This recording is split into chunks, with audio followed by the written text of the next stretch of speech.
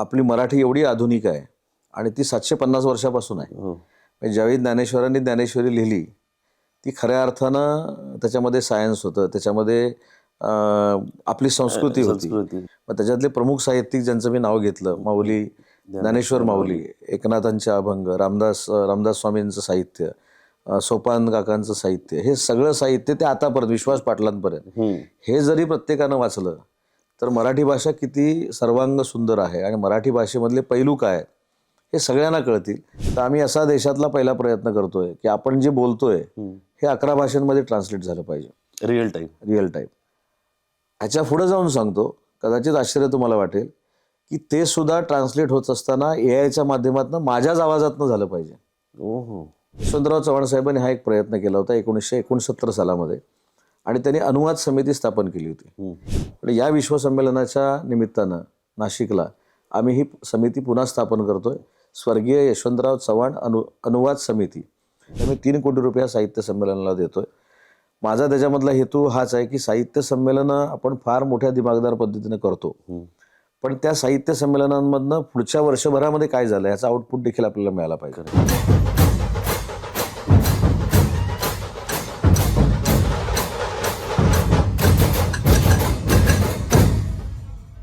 98वं मराठी साहित्य संमेलन मागच्या वर्षी दिल्लीत झालं. त्याचे सगळे व्हिडिओज तुम्ही मराठी मूडच्या यूट्यूब चॅनलवर बघितले असतीलच. पण आता दिल्लीतून संमेलन परत महाराष्ट्रात आलंय. हो, आणि यावेळेला आपल्या छत्रपतींच्या भूमीमध्ये 32 वर्षांनंतर परत होत आहे अखिल भारतीय मराठी साहित्य संमेलन 1 ते 4 जानेवारी. या संदर्भात आम्ही अनेक व्हिडिओ केलेत. मिलिंद जोशी, विनोद कुलकर्णी आणि सुनीता राजे यांचा पॉडकास्ट केलाय. विश्वास पाटील सरांचा पॉडकास्ट, पुस्तक आणि बरंच काही मध्ये केलाय. भूमिपूजनाचा व्हिडिओ आहे, वेबसाईट लॉन्चचा व्हिडिओ आहे. हे सगळे मराठी मूडच्या चॅनलवर तुम्हाला बघायला मिळतीलच. पण आज आपण एका खास व्यक्तीची मुलाखत घ्यायला आलोय. गेस करा. प्रीकॅप बघून तर तुम्हाला कळलंच असेल. आज आपण बोलणार आहोत उद्योग आणि मराठी भाषा मंत्री उदय सामंतजी यांच्या बरोबर. तर चला बघूया कसा आहे त्यांचा मराठी मूड. तर आता आपल्या सोबत आहेत माननीय श्री उदय सामंतजी, उद्योग आणि मराठी भाषा मंत्री. सर, मराठी मूडमध्ये तुमचं स्वागत आहे. सर्वात प्रथम तर कसा आहे तुमचा मूड? नाही, मूड चांगलाच आहे आणि तुम्ही ज्या मूडमध्ये माझी मुलाखत घेणार आहात त्याच्यामुळे अजून माझा मूड चांगला झालेला आहे. Thank you so much sir. तर साहित्य संमेलन हा आपला आज मूळ विषय आहे की साहित्य संमेलन आलंय. एक 99वं साहित्य संमेलन, एवढी मोठी परंपरा आणि ती पण मराठी भाषेची. पहिला एक प्रश्न आहे सर की आजच्या काळात जर आपल्याला मराठीसाठी, मराठीच्या पुनर्जागरणासाठी, रेनायसन्स आणण्यासाठी जर असं एक मोठं सांस्कृतिक, भाषिक किंवा तंत्रज्ञानाचं पाऊल उचलायचं असेल जे पुढची 25 वर्ष युवकांना प्रेरणा देईल, त्यांच्यात बदल घडवून आणेल, तर असं काही उचललं गेलं आहे का? आणि आहे तर ते काय आहे? पहिलं तर मला एक गोष्ट स्पष्ट अशी सांगायची आहे की मराठीला आधुनिक करण्याची आवश्यकता कितपत आहे. कारण आपली मराठी एवढी आधुनिक आहे आणि ती 750 वर्षापासून आहे. म्हणजे ज्यावेळी ज्ञानेश्वरांनी ज्ञानेश्वरी लिहिली ती खऱ्या अर्थानं त्याच्यामध्ये सायन्स होतं, त्याच्यामध्ये आपली संस्कृती होती. त्याच्यामुळं आता AI चा जमाना आहे. ठीक आहे, आपण हे सगळं AI मध्ये आणू, आपण ॲपमध्ये आणू. पण इथं मला पहिली गोष्ट इथे सांगितली पाहिजे की आपण म्हणतो की मराठी भाषेला अभिजात भाषेचा दर्जा मिळाला मागच्या वर्षी. मी ज्यावेळी दिल्लीमध्ये गेलो तो GR आणण्यासाठी आणि मी सहज चर्चा करत असताना विचारलं की बाबा याचा बेस काय. त्यांनी एका भाषेत सांगितले की ज्ञानेश्वरी. म्हणजे आपल्या भाषेला 750 वर्ष पूर्ण झालेली आहेत हे ज्ञानेश्वरांनी सिद्ध करून, ज्ञानेश्वर माऊलींनी सिद्ध केलेलं आहे. आणि त्याच्या अगोदर देखील जे काय आपल्याकडे शिलालेख आहेत किंवा अशा पद्धतीने आहे, म्हणून आपण 1200 वर्षाच्या अगोदर गेलो आणि आपण अभिजात झालो. त्याच्यामुळे मराठी भाषा एवढी आधुनिक आहे, मराठी भाषा एवढी सगळ्यांपेक्षा सर्वांग सुंदर आहे की त्याच्यामध्ये अजून आधुनिकता आणायची गरज नाही. फक्त ती प्रत्येकानं बोलली पाहिजे, ही चळवळ आपण राबवली पाहिजे. भाषेबद्दल बोलतोय तर सर, मराठीची अशी एखादी ओळख किंवा मराठीचं मूल्य ज्याच्यावर महाराष्ट्राने, मराठी माणसाने तडजोड केली नाही पाहिजे? ते मराठी माणसानं स्वतः आधी पहिलं मायबोलीशी तडजोड करता कामा नये, म्हणजे मराठीशीच तडजोड करता कामा नये. आणि माझा तर पूर्ण एक मी या विभागाचा 2013ला देखील राज्यमंत्री होतो आणि योगायोगानं आज मी कॅबिनेट मिनिस्टर आहे. पण यावेळी मराठी भाषेच्या साहित्यावर मला अनेक वेळा अभ्यास करण्याची संधी मिळाली. तर मला असं वाटतं की महाराष्ट्रामध्ये जे काही साहित्य काही साहित्यिकांनी लिहून ठेवलेलं आहे, मग त्याच्यातले प्रमुख साहित्यिक ज्यांचं मी नाव घेतलं, माऊली, ज्ञानेश्वर माऊली, एकनाथांचे अभंग, रामदास स्वामींचं साहित्य, सोपान काकांचं साहित्य, हे सगळं साहित्य ते आतापर्यंत विश्वास पाटलांपर्यंत हे जरी प्रत्येकानं वाचलं तर मराठी भाषा किती सर्वांग सुंदर आहे आणि मराठी भाषेमधले पैलू काय आहेत हे सगळ्यांना कळतील. पण दुर्दैव माझ्यासकट असं आहे, मी देखील आत्मचिंतन केलं पाहिजे. मी किती वाचतो? आज माझ्याकडे मोबाईल आल्यामुळं मी व्हॉट्सअपवरचे मेसेज वाचतो, त्याच्यामध्ये काहीतरी ॲडिशन करून स्वतः लेखक म्हणून समोर फॉरवर्ड करतो. पण पूर्वीच्या लेखकांनी केलेली पुस्तकं किंवा लिहिलेली पुस्तकं आज मी आधुनिक पद्धतीने किती वाचतो, कारण आता हेडफोनवर देखील आपल्याला ते ऐकायला ऑडिओ मिळतं. बुक्स येतात. सगळ्यात महत्त्वाचं आहे की मराठी साहित्य वाचलं पाहिजे, तरच मराठी भाषा, मी सांगितलं काय, मराठी भाषेला आधुनिक करायची गरज नाही. मराठी भाषा ऑलरेडी आधुनिक आहे आणि जगाच्या पलीकडे जाऊन सगळ्यांना सर्वश्रेष्ठ ठरवणारी मराठी भाषा आहे. त्याच्यामुळं फक्त प्रत्येक मराठी माणसानं मराठी भाषेचा सन्मान वाढवला की मराठी भाषेला चांगले दिवस आलेलेच आहेत, अजून चांगले दिवस. अजून चांगले दिवस येतील. चांगल्या दिवसावरून येतं. संस्था संघटना असं काय वेगळं करायला हवं जे करून मराठी फक्त भावना व्यक्त करणारी का बोलणारी भाषा नाही तर रोजगार मिळवणारी भाषा पण. नाही, हा भविष्यातलं खरं मला असं वाटतं की प्लॅनिंग असलं पाहिजे, ज्याचा मी AIचा उल्लेख केला. मी राज्याचा उच्च व तंत्रशिक्षण विभागाचा मंत्री होतो आणि आज मी त्या संस्थेमध्ये जाऊन तुम्हाला दाखवू शकतो की MTechचा सिलेबस करिक्युलम हा मराठीत आहे. पुण्यामध्ये पिंपरी चिंचवडला ती संस्था आहे. त्याच्यामुळं असं आधुनिक जर मराठी आपण आता करतोय, म्हणजे आता उद्या वैद्यकीय शिक्षण मराठीमध्ये येईल, कौशल्य विकास मराठीमध्ये येईल, त्याच्यानंतर आपण पूर्वी रासायनिक प्रक्रिया आणि रसायनशास्त्र, केमिस्ट्री, बायोलॉजी, फिजिक्स आपण मराठीमध्ये शिकायचोच, पण आता इंजिनिअरिंगच्या लेवलला ते मराठीमध्ये येईल. हेच AIच्या मार्फत आता पुढे घेऊन जाणं, याच्यामधनंच मला असं वाटतं की मराठीचा अजून उद्धार होऊ शकतो. काही टाइमलाईन साधारण किती अजून वर्ष लागतील ह्याला का महिने? टाइमलाईन म्हणण्यापेक्षा परवा मी एक कार्यक्रम अमरावतीमध्ये केला होता मराठी विद्यापीठाला बरोबर घेऊन, आणि आजपर्यंत देशामध्ये लोकसभेतली यंत्रणा फक्त अशी आहे की मी इथं जे बोलतोय ते तुम्हाला 2 भाषेमध्ये ऐकायला मिळतं, ट्रान्सलेट. तर आम्ही असा देशातला पहिला प्रयत्न करतोय की आपण जे बोलतोय हे 11 भाषांमध्ये ट्रान्सलेट झालं पाहिजे, रिअल टाईम. ह्याच्या पुढे जाऊन सांगतो, कदाचित आश्चर्य तुम्हाला वाटेल की ते सुद्धा ट्रान्सलेट होत असताना AIच्या माध्यमातून माझ्याच आवाजातनं झालं पाहिजे. ह्याच्या पलीकडे आधुनिकता काय असू शकते? पण आम्ही एका स्टेजवर येऊन थांबलो. उच्चार जे आहेत मराठीचे त्याचा कुठं अपभ्रंश होऊ नये, त्याच्यामधनं कुठे अजून काय निर्माण होऊ नये, म्हणून आम्ही सध्या कुठपर्यंत आलोय की आम्ही बोलल्यानंतर मी तुम्हाला अगदी आव्हान देऊन सांगतो की तुम्ही 11 भाषेतले जे अभिजात भाषा आहेत 11 त्या तज्ज्ञांना तुम्ही माझ्यासमोर म्हणजे त्या स्क्रीनच्या समोर बसवा. मी इथे मराठी बोलतो, ते ज्या ज्या भाषेतले तज्ज्ञ आहेत त्या भाषेत त्यांना असं डाब झालेला त्यांना तिथं दिसणार. इथपर्यंत आम्ही पोचलोय. आता आम्हाला पुढे जायचंय.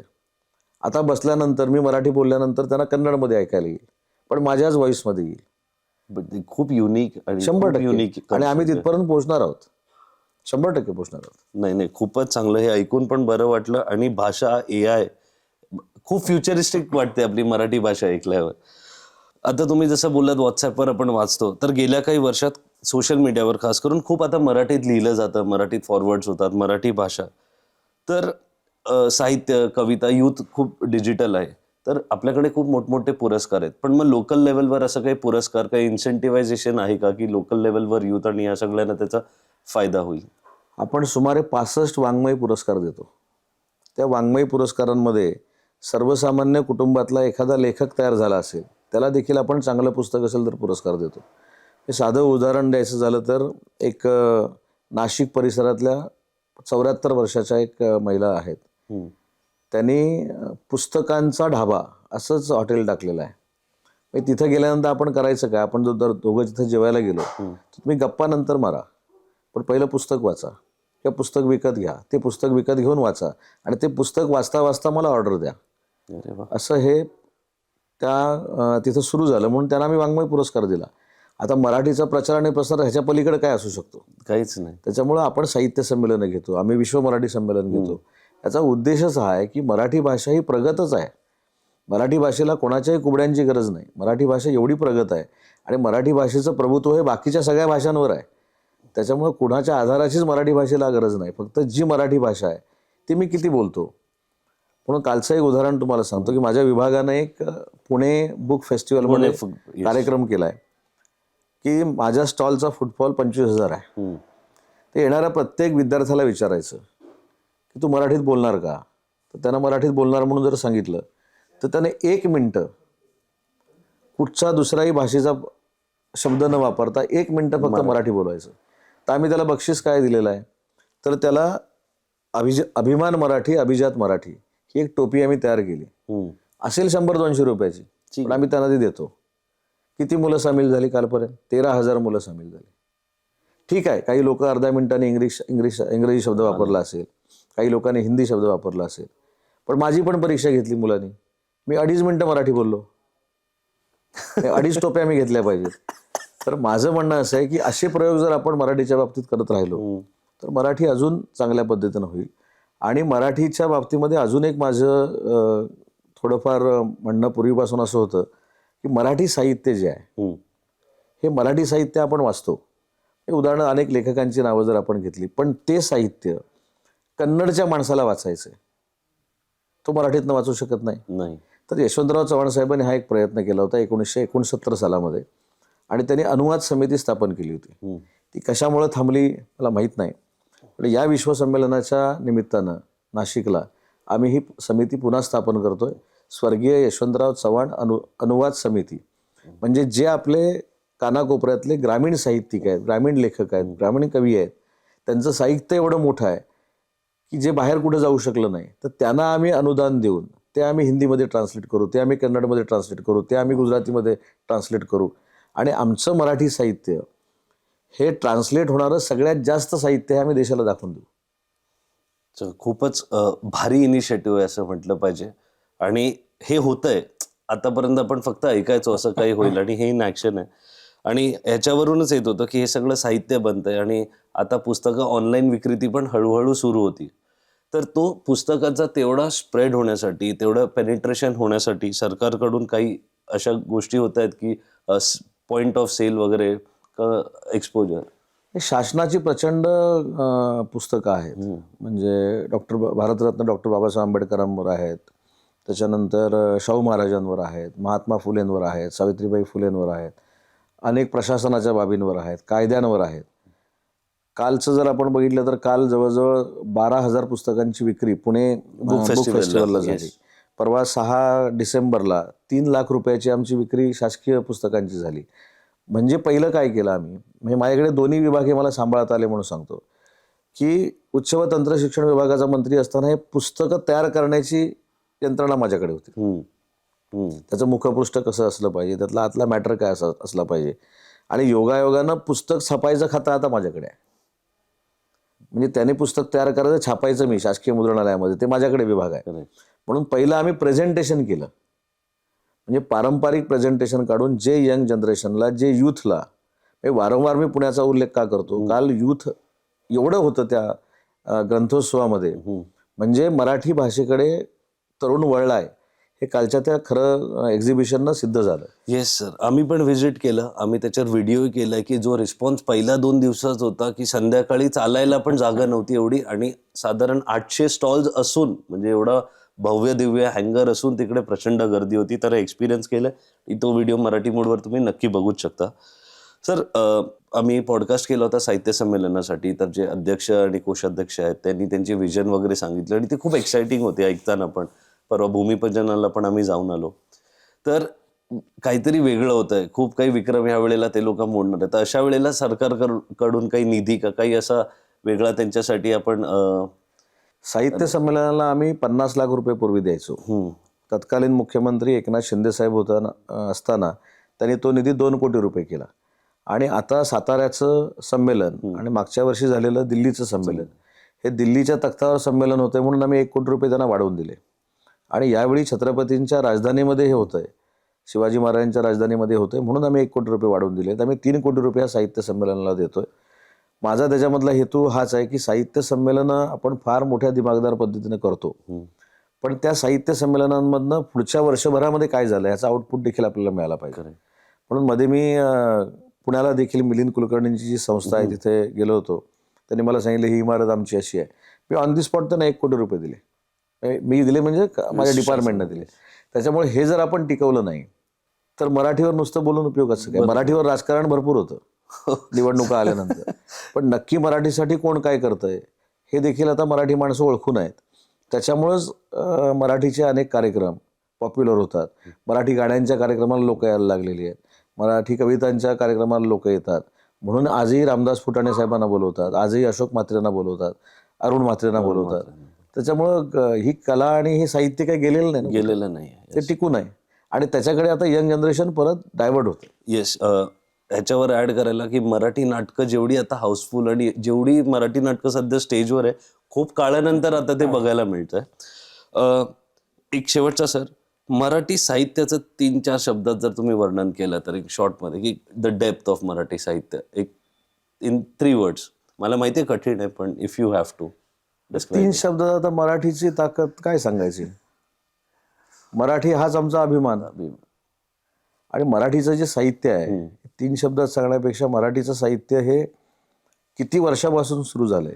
मगाशी जो मी पल्ला सांगितला, ज्ञानेश्वरांपासून विश्वास पाटलांपर्यंत. त्यांचं नाव का घेतलं, कारण ते स्वागत अध्यक्ष साहित्य संमेलनाचे अध्यक्ष आहेत आणि त्यांच्यानंतरची पण पिढी आहे ना. संकर्षण सारखा कवी आहे.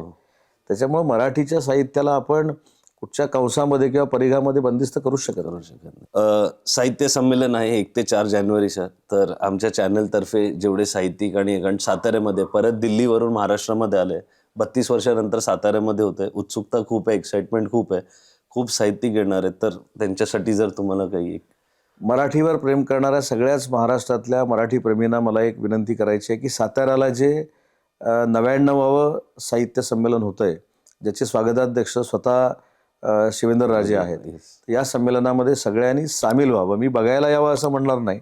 त्या संमेलनामध्ये आपण सामील व्हावं, कारण मराठीच्या उत्कर्षासाठी आणि मराठी भाषा अभिजात झाल्यानंतरचे दुसरं साहित्य संमेलन आहे. तर त्याच्यामध्ये सर्वांनी उत्साहाने सामील व्हावं. अनेक साहित्यिक त्या ठिकाणी आपल्याला बघायला मिळतील, अनेक चांगले चांगले कार्यक्रम आपल्याला बघायला मिळतील आणि मराठीची मुहूर्तमेढ पूर्वाश्रमीपासून ज्यांनी रोवलेली आहे त्याचा अभ्यास तुम्हाला करता येईल. आणि म्हणून मराठी पण जपणाऱ्या मराठी सगळ्या बांधवांनी आणि भगिनींनी त्याच्यामध्ये सामील व्हावं. Thank you so much sir. सरांनी सांगितलंच आहे, तर आता फक्त साहित्य संमेलनात नुसतं यायचं नाही, सामीलही व्हायचं आहे. खूप काही आहे यावेळेला साहित्य संमेलनात. मराठी मूडचा पण बूथ असणार आहे, त्याच्यावरही नक्की या. आणि थोडं एक्स्ट्रा सांगतो की सर ॲक्च्युली आजारी होते, तरी त्यांनी आम्हाला तो वेळ काढून आमच्यासाठी हा टाईम दिला, त्याबद्दलचा खूप खूप धन्यवाद आणि आभार. आज एवढाच वेळ घेतो. साहित्य संमेलन झाल्यावर प्लीज रिक्वेस्ट करतो, आम्हाला थोडा जास्त टाईम द्या, म्हणजे आपण एक चांगला पॉडकास्ट, कारण एवढ्या सगळ्या गोष्टी घडतायत, तर त्या सगळ्या डिटेलमध्ये जे आपण ऑफ कॅमेरा बोलत होतो ते लोकांपर्यंत पोचलंच पाहिजे. नक्की. तर त्यासाठी आम्हाला परत वेळ द्या. आजसाठी सर एवढाच वेळ घेतो तुमचा. जय हिंद, जय महाराष्ट्र.